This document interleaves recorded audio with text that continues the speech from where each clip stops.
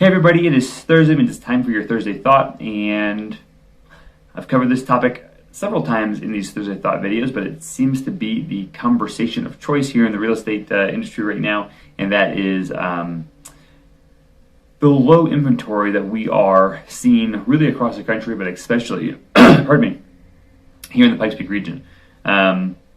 I watched an interesting YouTube video where the gentleman was basically making the case that, hey, demand really isn't up all of that much given historical averages of mortgage applications and things along those lines. Those metrics, I would say that there aren't more buyers looking for homes today than there were any other given point, at least not a significant uptick in that, but that the supply levels being so low is what's creating obviously the upward pressure on price points and the downward pressure on days on market, and those are what we're seeing, but it's more of a supply thing. And he attributed the supply to the higher markets and the sellers being in a market that's like, well, I can sell right now, that's true, I can sell quickly for top dollar, but then I have to go somewhere.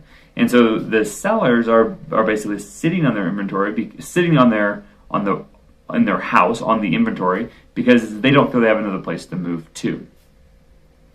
So I'm going to come back and address that in just one moment, but I'm also going to say that what this video kind of, I feel, failed to, because I do agree that that's kind of contributing to it, right? So the sellers aren't selling, which is creating more demand because it's creating more competition for the ones that are listed, and the prices continue to go up, which just makes the sellers dig in even deeper, and even less homes come on the market. And so he's saying that there's this vicious cycle where, because sellers aren't selling, therefore if supply is low, therefore prices are going up, which is causing sellers to not sell because then they can't move somewhere. More or less was the theory in this particular video that I watched.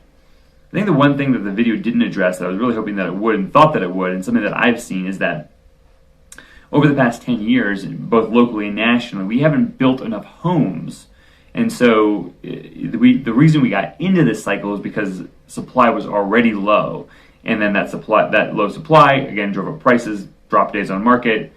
The sellers, and I've had many conversations with sellers in the Colorado Springs area that have said, I'd sell, but I can't find anything else that's a better deal, right? So it's like, why am I going to go through the hassle of moving just to move myself, maybe horizontally?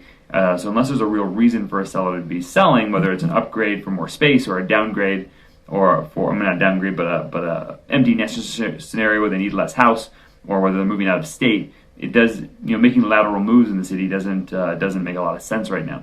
So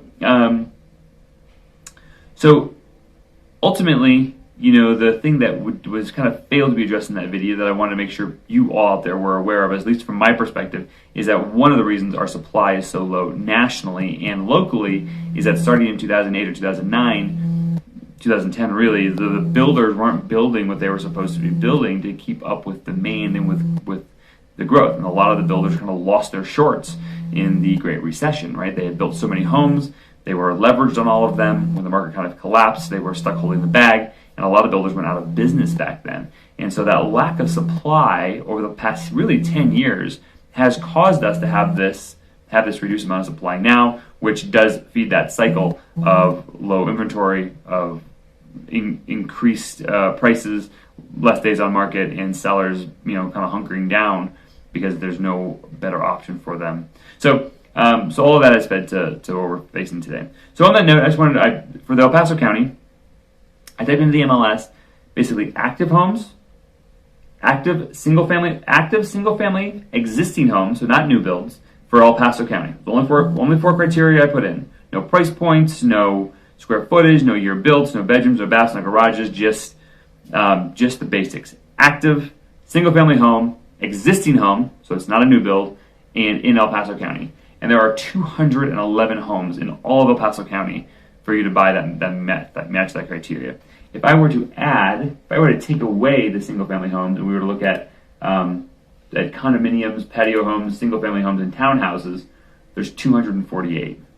So it's and if I take away existing homes, let's say you are willing to buy something in El Paso County that's a new build, so you're 6, 7, 8 months out, you can get up to 445 homes. But again, a lot of those are 6, 7, 8, 9 months out. So if we're just looking at just existing homes, including townhomes and condos, if you want to buy a house today that you can move into next month, there's 248 options for you in El Paso County.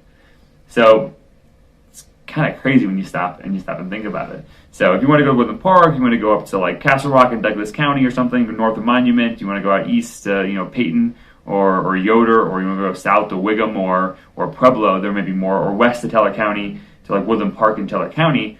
Sure, there may be some more homes, but if you want to stay in the Pikes Peak, the Manitou Springs, Low Colorado City, Fountain, Security, Whitefield, Falcon, Monument, Colorado Springs, if you're in that area, there's only 250 homes for you to choose from as of right now on the market. So it's a low inventory.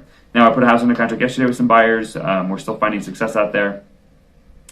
And for the sellers who are out there who are kind of sitting on a house, there are things that we can do to help you find that next place, whether we do a post-occupancy agreement or we find some intermediate housing for you so you can make a transition, whether you are upgrading your house or need less house and buying a smaller house. We can figure out ways to help you accomplish those real estate goals even in this crazy market. So